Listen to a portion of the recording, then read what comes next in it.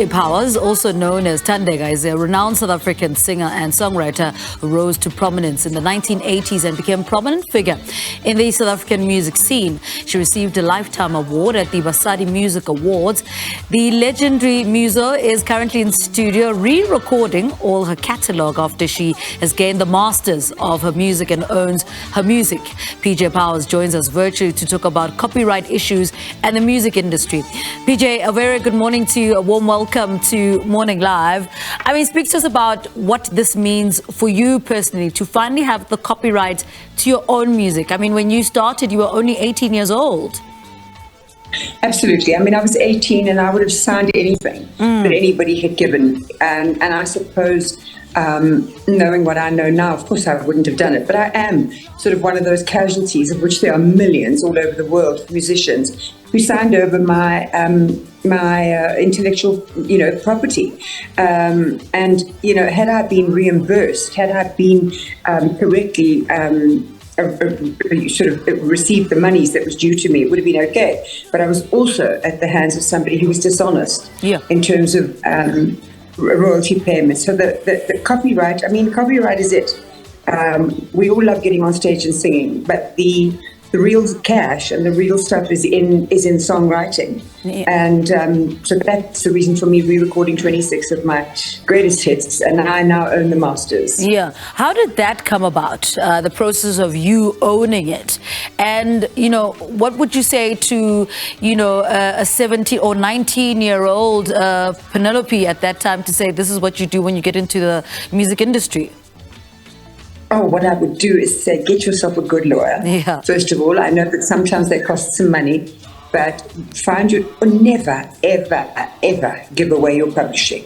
Hang on to it. Doesn't matter what somebody asks you. It doesn't matter how desperate you are.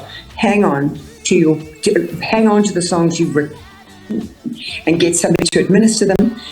Publishing is an incredibly complicated and volatile part of my industry, but it's the biggest in terms of the rewards, the financial rewards.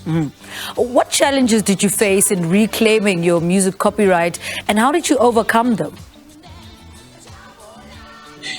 The challenges I faced, it was, I suppose raising the money to re-record 26 tracks was quite something, but I had two very good investors, and just re-registering them, and I've just gone ahead and done it. And if somebody wants to, I know this sounds terribly arrogant, take me to court, then they must, because I personally would love to have it out, but I haven't got the money to run around going to court. But what so I'd rather, But what drove you to pursue the process of reclaiming your music right? Was there a specific moment or, realization that prompted you to take action? Yes, I think that Taylor Swift has taught us a lot in this music industry. There's a young girl who, despite people calling her arrogant, and I find it amazing that because a woman is young and she is determined to hang on to what is hers, she's called arrogant and a whole lot of things. Anita Baker has just done exactly the same thing. And I want to own my own music. That's basically what it's all about. I want to own my own music. How has owning your music copyrights empowered you, as an artist, as a creator, as a songwriter? Well, I suppose just from a knowing that I own my own music is incredibly important.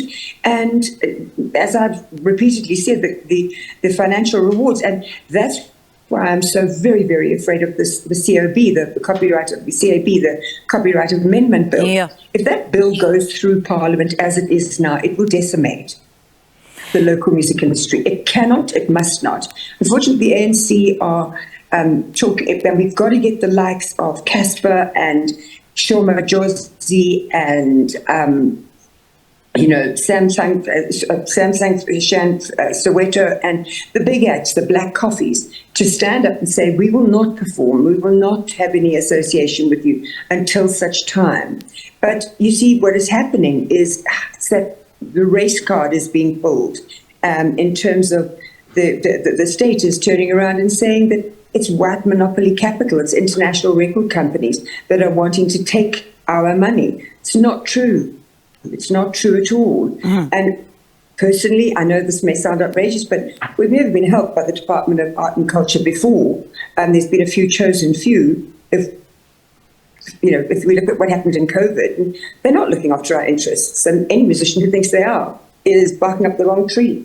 It's a serious, serious act, this. And I beg the huge artists that have huge pull, like the Black Coffees, to get on board and say, it's enough. Because it honestly it will destroy our industry. The biggest thing with music has always been as well that musicians themselves are not united enough to take on a task this big. What do you attribute that to, and how do we get other musicians to come on board to say government is not, in the right direction to drive this bill, because at this rate this has gone far enough? Well, you're absolutely correct. We can't get our act together for some unknown reason. If I look at the sports unions, and I don't like to use the words unions, but if I look at the sports, how they protect and how they stick together. I remember Mzwaki and Bully years and years ago in the late 80s trying to get all of us musicians down to Newtown, to Mega Music, and down to say, let's have a united front. But I think in the music industry, everybody is so there's room for all of us, and there's a lack of unity. You're absolutely right. And I really do. I implore musicians to get together and become one force, because that's the only way we're going to survive. All right, PJ Powers, thank you so much for talking to us. Let us not delay you on your way to Kimberley. That was award-winning musician. PJ Powers talking to us about the importance of owning her music copyrights after decades of being in the music industry. She's currently re-recording all her classic hits.